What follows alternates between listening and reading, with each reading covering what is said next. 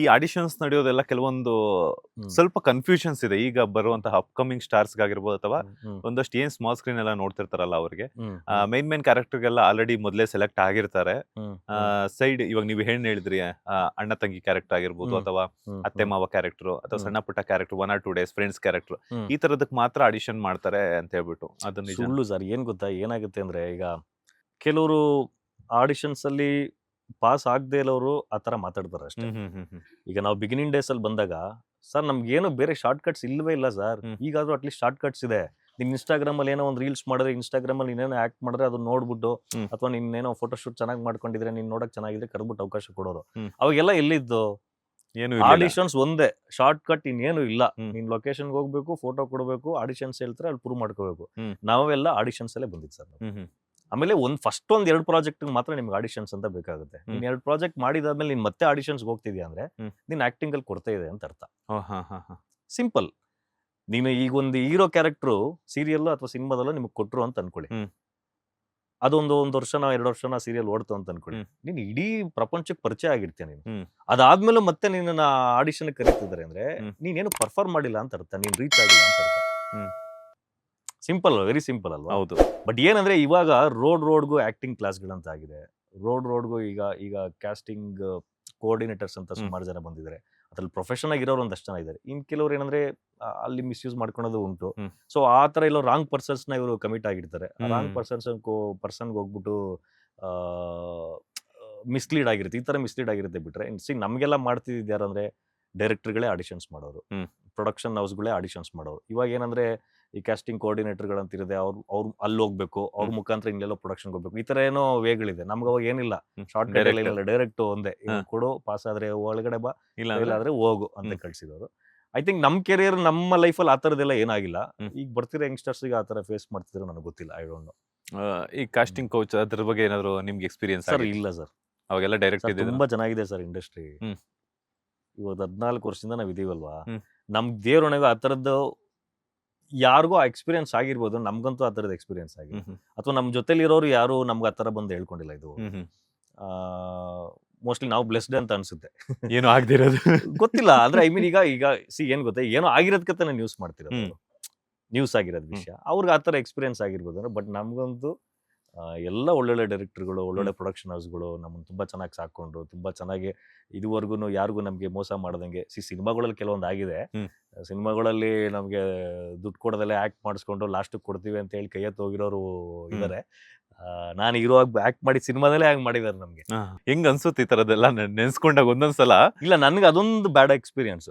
ಬೇರೆ ಯಾವುದೇ ಸಿನಿಮಾದಲ್ಲಾಗ್ಲಿ, ಇನ್ ಮಿಕ್ಕಿದ್ದು 7 ಸಿನಿಮಾದಲ್ಲಿ ಪಾಪ ಎಂತೆಂತ ಪ್ರೊಡ್ಯೂಸರ್ ಗೊತ್ತಾ ಸರ್. ನಾನು ನನ್ನ ಪ್ರಕಾರ ಅಂತ ಒಂದು ಸಿನಿಮಾ ಮಾಡಿದೆ. ಯಾರು, ನಮ್ಮ ಕಿಶೋರ್ ಸರ್, ಪ್ರಿಯಮಣಿಯವರು, ಮಯೂರಿ, ನಾವು ಎಲ್ಲ ಆಕ್ಟ್ ಮಾಡಿದ್ದು. ನನಗೊಂದು ಒಳ್ಳೆ ರೆಕಗ್ನಿಷನ್ ಕೊಟ್ಟಂತ ಸಿನಿಮಾ ಸರ್. ತುಂಬಾ ದೊಡ್ಡ ಅಮೌಂಟ್. ಆ ಪ್ರೊಡ್ಯೂಸರು ಪಾಪ ಬಂದು ಕೊಟ್ಟು ನಮ್ಗೆ ಎಲ್ಲ ಮಾಡಿ, ಈ ತರದ ಪ್ರೊಡ್ಯೂಸರ್ಗಳು ಇದಾರೆ. ಎಷ್ಟು ಚೆನ್ನಾಗಿ ಟ್ರೀಟ್ ಮಾಡಿ ನಮ್ಮನ್ನ. ಆಮೇಲೆ ನನ್ನ ಫಸ್ಟ್ ಸಿನಿಮಾ ಏನೆಂದು ಹೆಸರಿಲ್ಲ ಅಂತ ಮಾಡಿದೆ, ಆ ಪ್ರೊಡ್ಯೂಸರ್ ಆಗಿರ್ಬೋದು. ಅವಿನಾಶ್ ನರಸಿಂಹರಾಜ್ ಅವ್ರ ಜೊತೆ ಚೇಸ್ ಅಂತ ಸಿನಿಮಾ ಮಾಡಿದ್ರು. ಪಾಪ ಅವ್ರದ್ದು ಕೋವಿಡ್ ಟೈಮಲ್ಲಿ ತುಂಬಾ ಲಾಂಗ್ ಗ್ಯಾಪ್ ಆಯ್ತು. ಆದ್ರೂ ನಮ್ಗೆಲ್ಲೂ ರೆಮ್ಯುನರೇಷನ್ ವಿಚಾರದಲ್ಲಿ ಒಂಚೂರು ಮೋಸ ಮಾಡ್ಲಿಲ್ಲ. ಚೆನ್ನಾಗಿ ಮಾಡ್ಕೊಟ್ರು. ಇದೊಂದು ಮಾತ್ರ ನಂಗೆ ಬ್ಯಾಡ್ ಎಕ್ಸ್ಪೀರಿಯನ್ಸ್. ನಮ್ ಸ್ಮಾಲ್ ಸ್ಕ್ರೀನ್ ಅಲ್ಲಿ ಬಿಡಿ, ನಿಮ್ಗೆ ಮೋಸ ಆಗಕ್ಕೆ ಚಾನ್ಸೇ ಇಲ್ಲ. ಯಾಕಂದ್ರೆ ನೀವು ವಿತ್ TDS ಕಟ್ಟಾಗಿ ನಿಮ್ಗೆ ಅಮೌಂಟ್ ಬರುತ್ತೆ. ಸೀರಿಯಲ್ಗಳಲ್ಲಿ ರಿಯಾಲಿಟಿ ಶೋಗಳಲ್ಲಿ ನಿಮ್ಗೆ ಎಲ್ಲೂ ದುಡ್ಡು ಮೋಸ ಆಗಕ್ಕೆ ಚಾನ್ಸೇ ಇಲ್ಲ. ಯಾಕಂದ್ರೆ ನಿಮ್ಗೆ ಅಕೌಂಟಬಿಲಿಟಿ ಇರುತ್ತೆ ಅಲ್ಲಿ. ಈ ಸಿನಿಮಾದಲ್ಲಿ ಏನಾಗ್ಬಿಡುತ್ತೆ ಪ್ರಾಬ್ಲಮ್ ಅಂದ್ರೆ ಅಕೌಂಟಬಿಲಿಟಿ ಇರಲ್ಲ ನಿಮ್ಗೆ. ಅಲ್ಲಿ ಒಂದು ನಂಬಿಕೆ ಮೇಲೆ ಕಮಿಟ್ ಆಗಿರ್ತೀವಿ.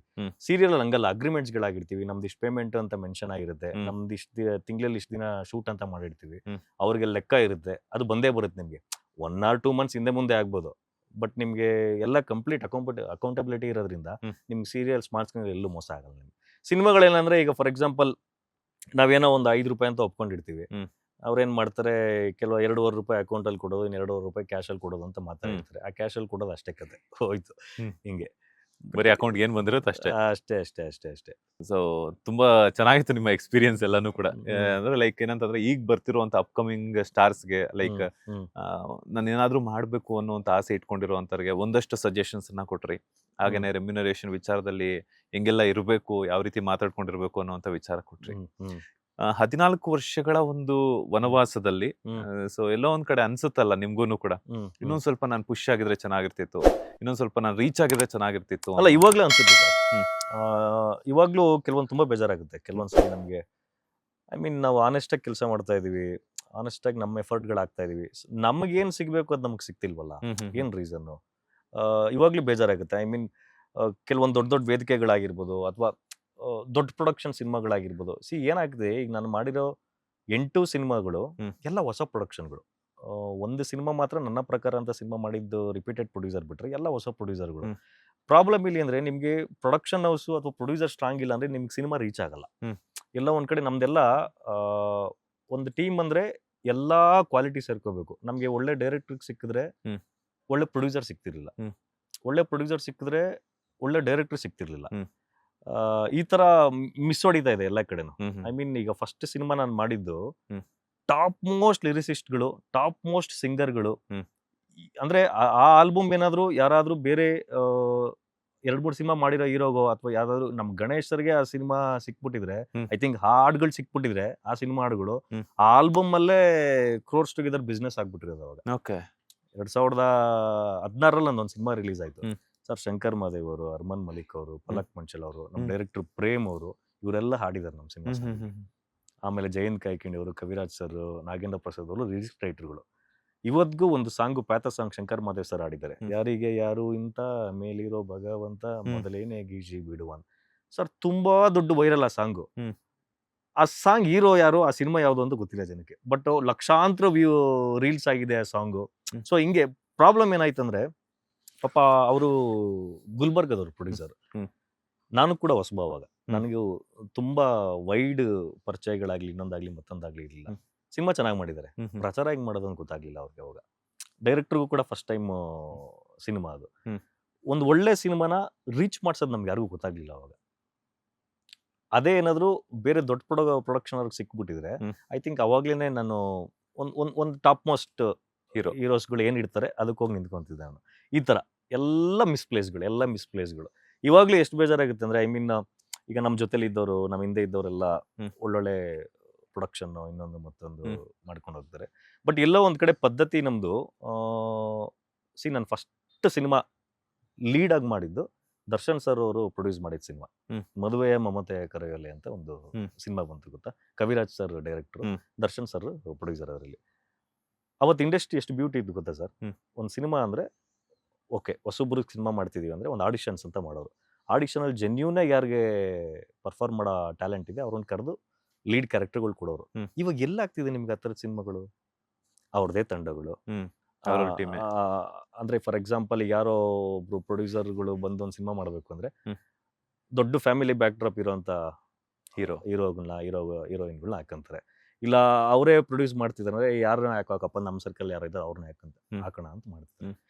ಈಗ ನಮ್ಮಂತ ಬ್ಯಾಕ್ ಗ್ರೌಂಡ್ ಇದ್ದವ್ರು ಹೆಂಗ್ ಸಿಗುತ್ತೆ ದೊಡ್ಡ ಪ್ರೊಡಕ್ಷನ್ ನಿಮ್ಗೆ? ಇಲ್ಲ. ನಮಗ್ ಬರೋಂಥ ಪ್ರೊಡಕ್ಷನ್ಗಳು ಯಾರು? ನಮ್ಮ ಸ್ಮಾಲ್ ಸ್ಕ್ರೀನ್ ಸಕ್ಸಸ್ ನ ನೋಡಿ ಅಥವಾ ಹಿಂದಿನ ಸಿನಿಮಾಗಳ ಸಕ್ಸಸ್ ನೋಡಿ ನಮ್ಮ ಮೇಲೆ ಏನ್ ಬೆಟ್ ಮಾಡ್ಬೋದು ಅಂತ ಪ್ರೊಡ್ಯೂಸರ್ಗಳು ಬರ್ತಾರೆ ಅಥವಾ ಅಂತ ಪ್ರೊಡಕ್ಷನ್ ಬರುತ್ತೆ. ನಿಮ್ಗೆ ಹೆಂಗ್ ರೀಚ್ ಆಗುತ್ತದು? ಆಸ್ ಅ ಪ್ರೊಡ್ಯೂಸರ್ ಆಗಿ ಅವರೇ ಸ್ಟೇಬಲ್ ಇಲ್ಲ ಇಲ್ಲಿ. ಸ್ಟೇಬಲ್ ಆಗಿರೋಂಥ ಪ್ರೊಡ್ಯೂಸರ್ಗಳು, ಸ್ಟೇಬಲ್ ಆಗಿರೋಂಥ ಪ್ರೊಡಕ್ಷನ್ಗಳು ಬಂದ್ರೆ ನಾವು ವೈಡ್ ರೇಂಜ್ ಆಗಿ ರೀಚ್ ಆಗ್ಬೋದು. ಈ ತರದವ್ರು ಬಂದಾಗ ಪಾಪ ನಾವೇ ಸ್ಟ್ರಗ್ಲಿಂಗ್ ಅಲ್ಲಿ ಇರ್ತೀವಿ. ನಮ್ಮನ್ನ ನಂಬ್ಕೊಂಡು ಬಂದ ಅವ್ರು ಬಂದಿರ್ತಾರೆ, ನಾವ್ ಹೆಂಗ್ ರೀಚ್ ಆಗಕ್ಕಾಗುತ್ತೆ? ಸಕ್ಸಸ್ ರೇಟ್ ತುಂಬಾ ಕಡಿಮೆ ನಿಮ್ಗೆ. ಬಟ್ ಮುಂಚೆ ಹೆಂಗಿತ್ತು ಅಂದ್ರೆ ಇಂಡಸ್ಟ್ರಿ ದೊಡ್ಡ ಪ್ರೊಡಕ್ಷನ್ ಅವರು, ಸಿನಿಮಾ ಮಾಡೋರು, ನಮ್ಮಂತ ಟ್ಯಾಲೆಂಟೆಡ್ಗಳನ್ನ ಹಾಕೊಳೋರು, ಸಿನಿಮಾನ ವೈಡ್ ರೇಂಜಿಗೆ ರೀಚ್ ಆಗ್ತಿತ್ತು. ಡೆಫಿನೆಟ್ಲಿ ನನಗೆ ಅದು ಲಾಸ್ಟ್ 14 ವರ್ಷದಲ್ಲಿ ನಾನೇನು ಎಫರ್ಟ್ ಹಾಕಿದ್ದೀನಿ, ನಾನೇನು ಕಷ್ಟಪಟ್ಟಿದ್ದೀನಲ್ಲ ಅದಕ್ಕೆ ನನಗೆ ಸಿಕ್ಕಿಲ್ಲ. ಅದು ಬೇಜಾರಿದೆ ನನಗೆ. ಬಟ್ ಏನಂದ್ರೆ ಎಲ್ಲದಕ್ಕೂ ಟೈಮು, ಯೋಗ್ಯತೆ ಎಲ್ಲ ಒಂದು ಟೈಮ್ ಬರಬೇಕು ಅಂತ ಹೇಳ್ತಾರೆ. ಐ ಥಿಂಕ್ ನಾನು ಅದನ್ನ ಹುಡುಕ್ತಾ ಇದ್ದೀನಿ, ಯಾವಾಗ ಬರುತ್ತೆ ನೋಡೋಣ. ಆಯ್ತು, 14 ವರ್ಷ ಆದರೂ ಕೂಡ ನಾನು ಇವತ್ತು ಡೇ 1ಗೆ ಬಂದಾಗ ನನ್ನಲ್ಲಿ ಏನೋ ಒಂದು ಎಂಥೂಸಿಯಾಸಮ್ ಇತ್ತು, ನನ್ನಲ್ಲಿ ಏನೊಂದು ಸ್ಪಾರ್ಕ್ ಇತ್ತು, ನನ್ನಲ್ಲಿ ಏನೊಂದು ಕಾನ್ಫಿಡೆನ್ಸ್ ಇತ್ತು, ಅದು ಸಾಸಿವೆ ಕಾಳಷ್ಟು ನನಗೆ ಕಡಿಮೆ ಆಗಿಲ್ಲ. ಹೊಡಿತೀನಿ, ಒಂದಿನ ಹೊಡಿತೀನಿ. ಅದು ಯಾವಾಗ ಅಂತ ಗೊತ್ತಿಲ್ಲ. ಅವ್ನ ಟೈಮ್ಗೋಸ್ಕರ ವೆಯ್ಟ್ ಮಾಡ್ತಿದ್ದಾರೆ. 100% ಹೌದು. ಬಟ್ ಏನಂದ್ರೆ ನಮ್ಮಲ್ಲಿ ಉಳ್ಕೊಳ್ಳೋ ಅಂತ ಒಂದು ಸ್ಟ್ರಾಂಗ್ನೆಸ್ ಇತ್ತು, ಕೆಪಾಸಿಟಿ ಇತ್ತು, ನಮ್ಮ ಮೇಲೆ ನಮ್ಗೆ ನಂಬಿಕೆ ಇತ್ತು. ಸೊ ಇದ್ರ ತಕ್ಕಂಗೆ ನಮ್ಮ ಫ್ಯಾಮಿಲಿ ಸಪೋರ್ಟು ಇನ್ನೊಂದು ಮತ್ತೊಂದು ಇರೋದ್ರಿಂದ ಇವತ್ತಿಗೂ ದೃಢವಾಗಿ ಹೊಡಿತೀನಿ ಗುರು ದಿನ ಅಂತ ನಿಂತಿದ್ವಿ. ಎಲ್ಲರ ಜೊತೆನೂ ಚೆನ್ನಾಗಿದ್ದು, ಎಲ್ಲಾ ಸ್ಟಾರ್ಸ್ಗಳ ಜೊತೆ ಚೆನ್ನಾಗಿದ್ದೀವಿ, ಎಲ್ಲರೂ ಸಪೋರ್ಟ್ ಮಾಡಿದ್ದಾರೆ, ಎಲ್ಲ ಚಾನಲ್ ಅವ್ರ ಜೊತೆ ಚೆನ್ನಾಗಿದ್ದೀವಿ, ಕೆಲಸ ಮಾಡ್ತಿದ್ವಿ. ಲೇಬರ್ ತರ ಕೆಲಸ ಮಾಡ್ತಾ ಇದ್ದೀನಿ, ಕಂಟಿನ್ಯೂಸ್ ವರ್ಕ್ ಮಾಡ್ತಾ ಇದ್ದೀನಿ. ಬಟ್ ಆ ಒಂದು ಎಕ್ಸ್ಪೋಜರ್ ಇದೆಯಲ್ಲ ನಿಮಗೆ, ನಮ್ಮ ಟ್ಯಾಲೆಂಟ್ ತಕ್ಕಂಗೆ ಈಗ ವೈಡ್ ರೇಂಜಿಗೆ ರೀಚ್ ಆಗಬೇಕು ಅಂತಾರಲ್ಲ, ಅದು ಇನ್ನೂ ವೇಟಿಂಗ್. ಈಗ ಹೆಂಗಾಗ್ಬಿಟ್ಟಿದೆ ಅಂದ್ರೆ ಪಾಪ ನಮ್ಮ ಧನಂಜಯ್ ಅವರು ಡಾಲಿ 8 ಸಿನಿಮಾ ಆದ್ಮೇಲೆ 9ನೇ ಸಿನಿಮಾಗೆ ಅವ್ರಿಗೆ ಬೇಕಾಗಿರೋಂಥ ಒಂದು ಬ್ಲಾಸ್ಟ್ ಸಿಕ್ಕಿದ್ದು. ಹೌದು, ನಂದು 8 ಆಗಿದೆ, ಈಗ 9ನೇ ವರ್ಣ ಸಿನಿಮಾ ಬರ್ತಿದೆ. ಮೋಸ್ಟ್ಲಿ ಆ ನಂಬರ್ ನಾನು ವೆಯ್ಟ್ ಮಾಡ್ತಿದ್ದೀನಿ ಅಂತ ಅನ್ಸುತ್ತೆ. ವರ್ಣ ಅಂತಂದ್ರೆ ಬಣ್ಣಗಳು ಅಂತ, ಸೊ ಕಲರ್ಫುಲ್ ಜರ್ನಿ ಆಗ್ಬಹುದೇನೋ ನಿಮ್ಗೆ ಅಂತ. ಮೇ ಬಿ ಅಲ್ವಾ? ಇಲ್ಲ, ಅದು ಐ ಥಿಂಕ್ ನಿಮ್ಗೆ ಪೋಸ್ಟರ್ ಮಾತ್ರ ರಿಲೀಸ್ ಆಗಿದೆ, ಈಗ ಫಸ್ಟ್ ಲುಕ್ ಮಾತ್ರ ರಿಲೀಸ್ ಆಗಿದೆ. ಅದು ನಮ್ಮ ಡಾಲಿನೇ ರಿಲೀಸ್ ಮಾಡಿಕೊಟ್ಟಿದ್ದು. ಓಕೆ, ನನ್ನನ್ನು ಬೇರೆ ಇಮೇಜ್ ಅಲ್ಲಿ ತೋರಿಸಿದ್ದಾರೆ ಸಿನಿಮಾ. ಈಗ ಮುಂಚೆ ಮಾಡ್ತಿದ್ದ ಸಿನಿಮಾಗಳು ಅಂದ್ರೆ ಒಂದು ಸಾಫ್ಟ್ ಕ್ಯಾರೆಕ್ಟರ್, ಒಂದು ಡಿಸೆಂಟ್ ಕ್ಯಾರೆಕ್ಟರ್ ಈ ತರ. ಬಟ್ ಇದರಲ್ಲಿ ಒಬ್ಬ ಹಳ್ಳಿ ಹುಡುಗ ರಾನ್ ರಸ್ಟಿಕ್ ಆಗಿದ್ರೆ ಹೆಂಗಿರುತ್ತೆ, ಆಮೇಲೆ ಇದೊಂದು ಲೋವರ್ ಕಮ್ಯುನಿಟಿ ಅಪ್ಪರ್ ಕಮ್ಯುನಿಟಿ ಮಧ್ಯೆ ಹಳ್ಳಿಲಿ ಹೆಂಗ್ ನಡೆಯುತ್ತೆ ಒಂದು ವಾದ ವಿವಾದಗಳು ಅಥವಾ ಡಿಫ್ರೆನ್ಶಿಯೇಷನ್ ಹೆಂಗ್ ಮಾಡ್ತಾರೆ, ಈ ಮಧ್ಯದಲ್ಲಿ ಒಂದು ಲವ್ ಸ್ಟೋರಿ. ಸೊ ಇದು ತೋರಿಸಿರೋದ್ರಿಂದ ಐ ಥಿಂಕ್ ಬೇರೆ ಇಮೇಜ್ ಇರೋದ್ರಿಂದ ನನಗಿದು ವರ್ಕೌಟ್ ಆಗುತ್ತೆ. ನಾನು ಹೇಳಿದ್ನಲ್ಲ, ಅದೊಂದು ಟೈಮ್ ಹೊಡಿತೀನಿ, ಕಾಯ್ತಾ ಇದ್ದೀನಿ ಅಂತ. ಮೋಸ್ಟ್ಲಿ ಅದಾಗುತ್ತೆ ಅಂತ ಅನ್ಕೊಂಡಿದ್ದೀನಿ. ಅಫ್ಕೋರ್ಸ್ ನೀವು ಅನ್ಕೊಂಡಂಗೆನೆ ಹೊಡೀರಿ. ಲೇಟೆಸ್ಟ್ ಹಾಗೂ ಇಂಟ್ರೆಸ್ಟಿಂಗ್ ಸುದ್ದಿಗಳಿಗಾಗಿ ಬಾಸ್ ಟಿವಿ ಕನ್ನಡ ಚಾನೆಲ್ನ ಸಬ್ಸ್ಕ್ರೈಬ್ ಮಾಡಿ. ಹಾಗೆಯೇ ಬೆಲ್ ಐಕಾನ್ ಪ್ರೆಸ್ ಮಾಡಿ. ಇದರ ಜೊತೆಗೆ ಫೇಸ್ಬುಕ್, ಇನ್ಸ್ಟಾಗ್ರಾಮ್, ಎಕ್ಸ್ನಲ್ಲೂ ಮಿಸ್ ಮಾಡದೆ ಫಾಲೋ ಮಾಡಿ.